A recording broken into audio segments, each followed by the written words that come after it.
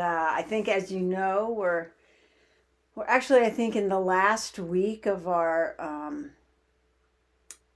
kind of exploring of the third remembrance, that we are of the nature to die. We cannot get beyond death.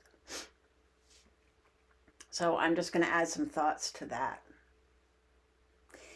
And some of you may know of a man named Frank Ostaseski.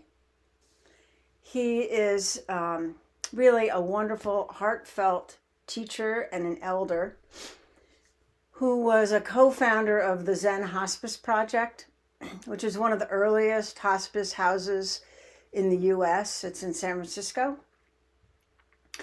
And he was director of the Metta Institute, which is also in California, and which trained people to work in end-of-life care. His decades of work focused on bringing death out of the proverbial closet and offering compassionate care for those at the end of life. Back in 2017, he wrote a wonderful book, in my opinion, called The 5 Invitations, subtitled Discovering What Death Can Teach Us About Living. And the story goes that he was on a plane going to a conference about end-of-life care. And he wanted to jot down some notes for the talk that he was being asked to give. So he used one of the little cocktail napkins that's handed out with the peanuts on the flight. And he wrote down these 5 bullets, 5 pieces of insight that he wanted to offer from his many years of being with the dying. He viewed them as invitations to, as he says, sit down with death, to have a cup of tea with her, and to let her guide you toward living a more meaningful and loving life. These 5 invitations are, at one level, very simple and straightforward, and yet at another level, profound and deeply true. And initially, they may seem to be directed to those who are imminently facing death. But actually, since we don't know when that time will be for any of us, they really are directed to all of us.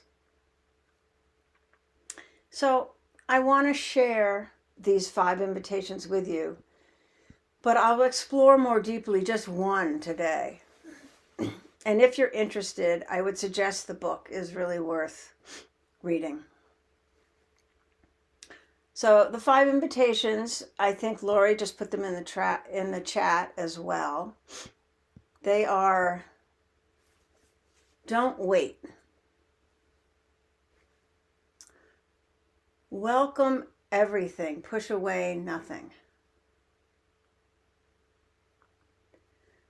Bring your whole self to the experience. Find a place of rest in the middle of things.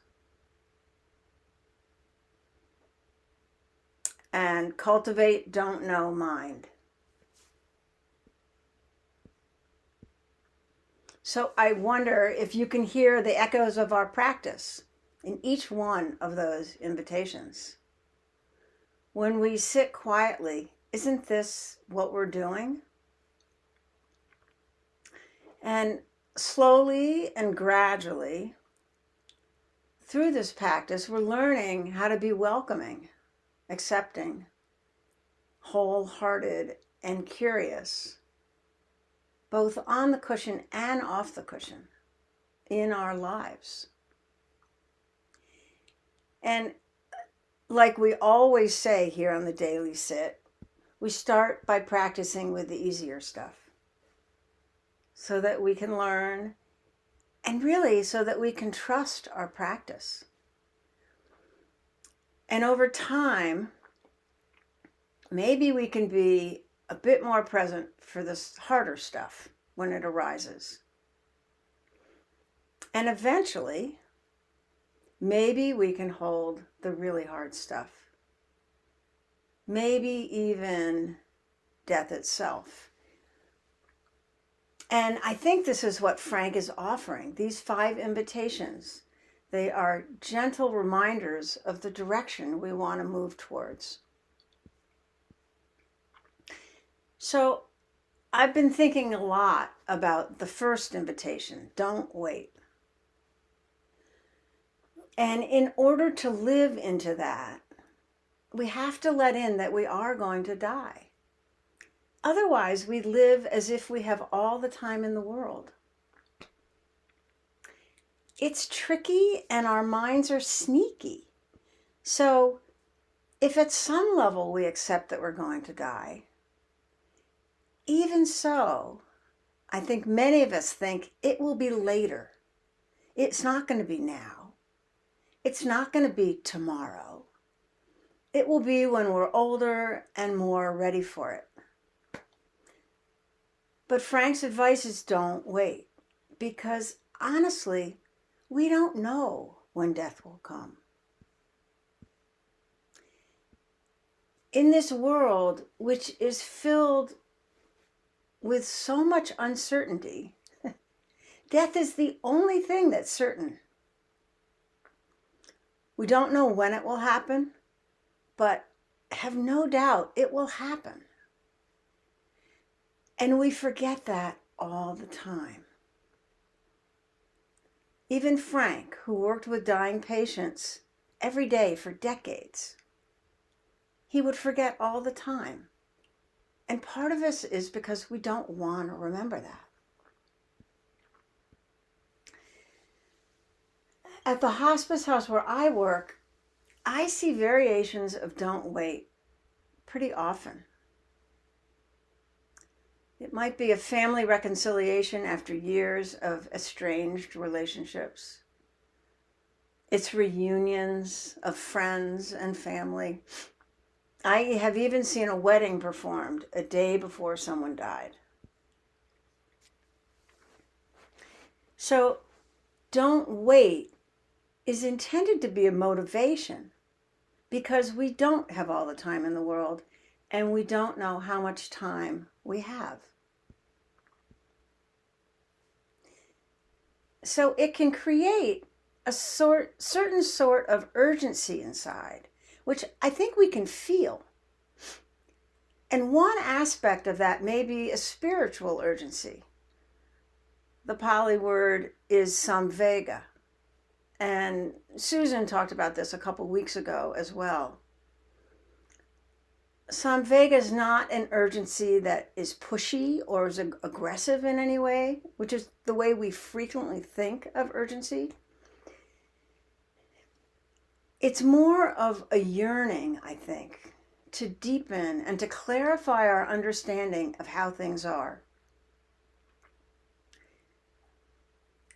Samvega may not be full of doing a lot of things, but it may be a sense of slowing down and sinking in, not waiting to really take in this life.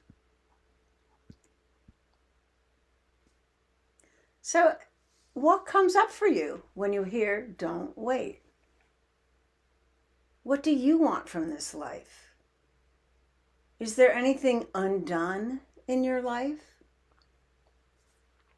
I think these are just questions to ponder and reflect on.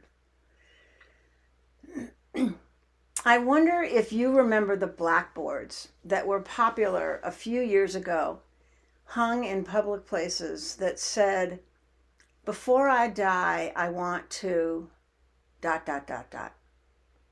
And line after line, this incomplete sentence was written on the blackboard.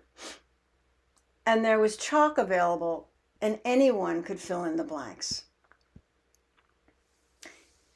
At one level, these blackboards were an invitation to look into your life and really consider what you wanted for yourself or the world.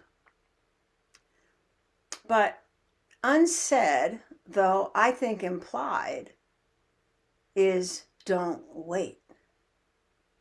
The blackboards were an acknowledgement of our own death. Anything goes when you pick up the chalk and complete the sentence. Before I die, I want to. And for some people, the blackboard might inspire a kind of bucket list. Things you have dreamt of and wanted to do but hadn't done yet. But the inquiry can go deeper too. Maybe it's an inspiration to be in a different way or to live in a different way. So I looked it up online and just going to offer you some of the things that have been written on these boards. And maybe even you have written on one at some point. Before I die, I want to get my wife back. Go on a safari. Forgive my parents. Overcome addiction. See a woman become president. See my daughter graduate. See the leaves change many times.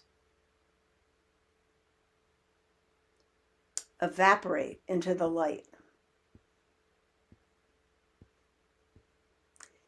They cover a really wide gamut. Sometimes very personal and specific to an individual life, and some more universal. I want to see world peace. I want to see the end of racism. Whatever it is for you, the blackboard invites you to reflect on your life and realize its preciousness. And Frank's invitation is to not wait in moving towards what is important, to be reminded that our time is finite and to live it fully. So take a moment and just think, in this moment, what does it mean to you? Don't wait. See what comes up. You might want to write about it later, like I did, or if you're comfortable, you can put something in the chat to share. When I reflect on this for myself, what arises is often in the general realm of learning to live with my heart more fully open and having courage. For others, it might be reconciling differences, saying what needs to be said, letting go of what's not useful, feeling grateful, or finding more peace and ease in our lives. Frank has said and noticed when he does this exercise that you might find that there are really only a few things that truly matter,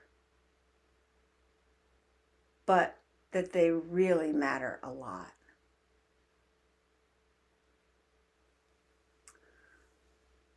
Don't wait encourages us to live fully into our life, to not miss this part of your life waiting for something else to happen, to not get caught in hoping for a different past or a different future.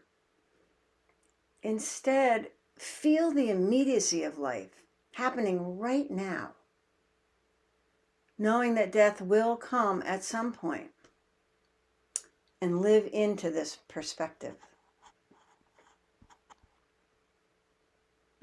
So thank you all. I'm just going to, I see there one person, thank you very much, was willing to write.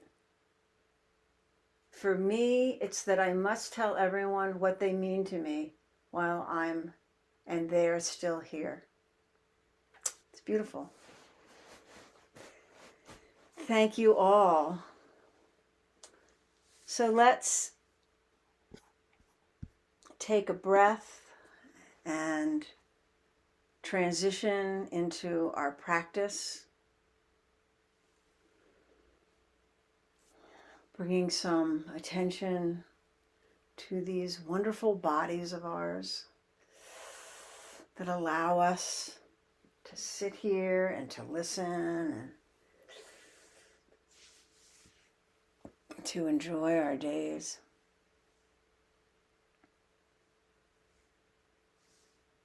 Really offering what is needed.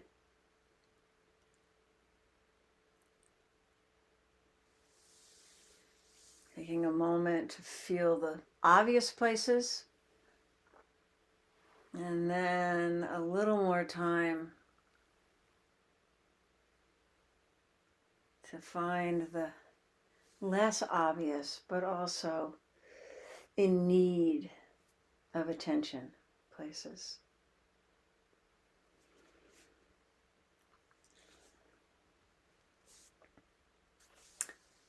And I think as we begin to sit, I will drop each of these 5 invitations into our practice.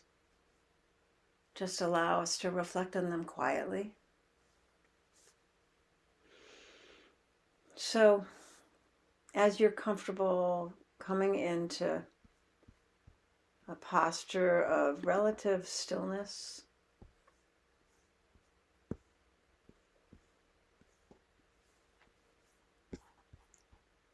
letting yourself settle into that spot.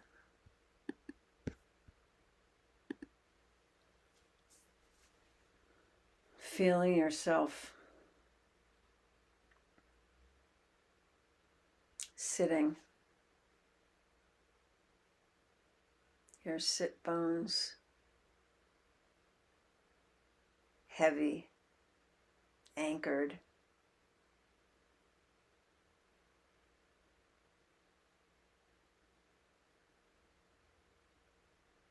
And your spine erect and light and flexible.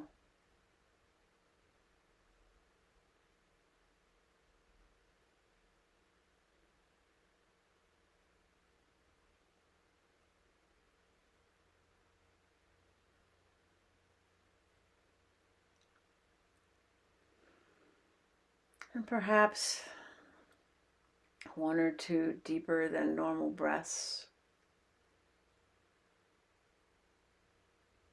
Encouraging a little bit more of the letting go on the out breath.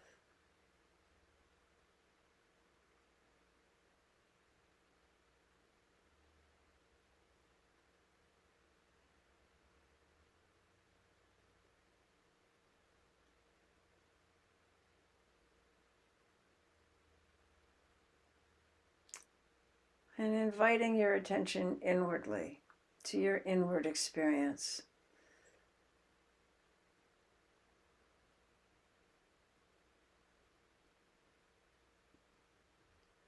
For as many times as we have sat down to practice, what's going on in this moment for you internally is new. And so bringing both a sense of gentleness and a sense of curiosity to your experience. Because in this moment, this is it. This is your life.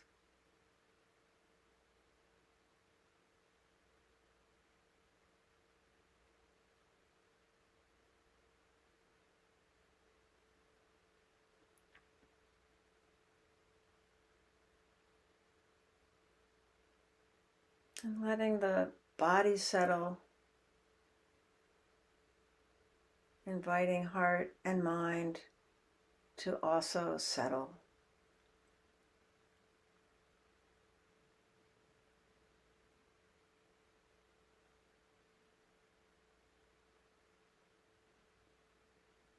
To become a bit more unified.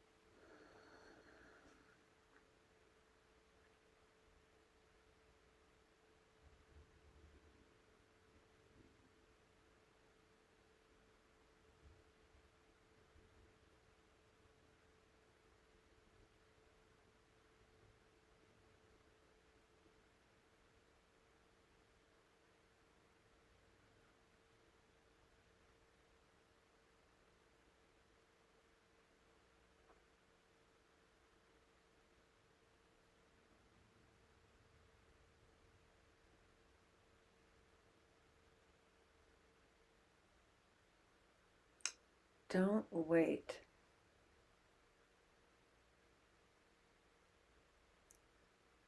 Feel the immediacy of each moment.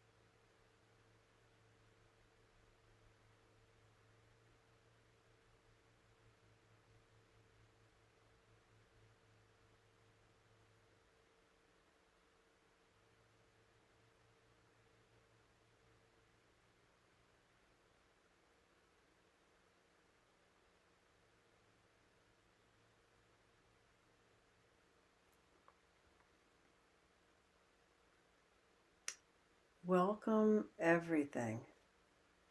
Push away nothing.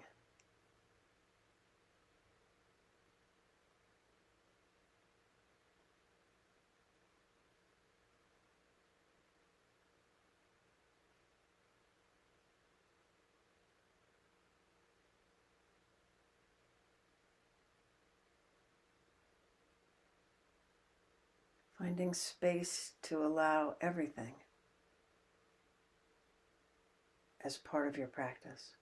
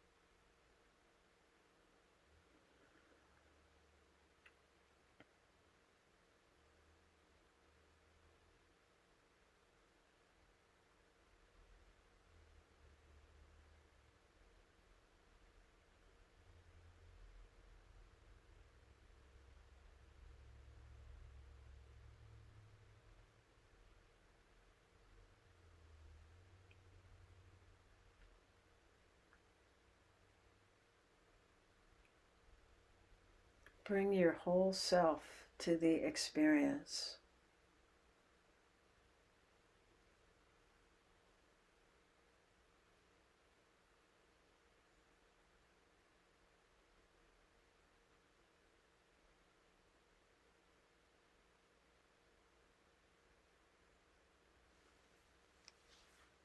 Really committing to whatever is arising.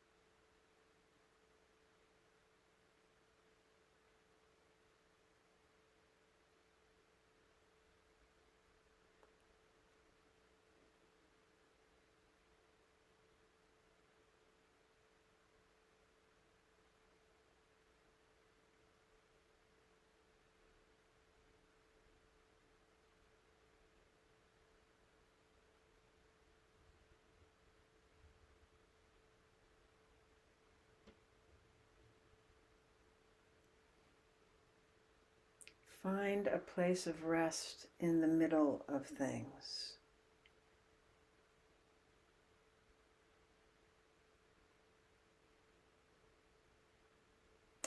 Finding equanimity.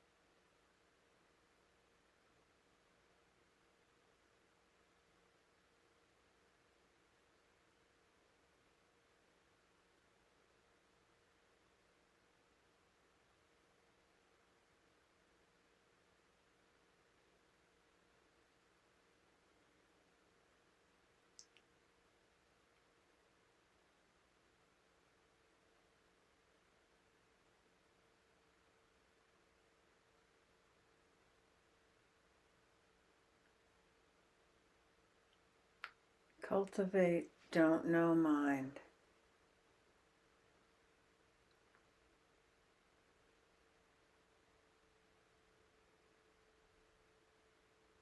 And be curious.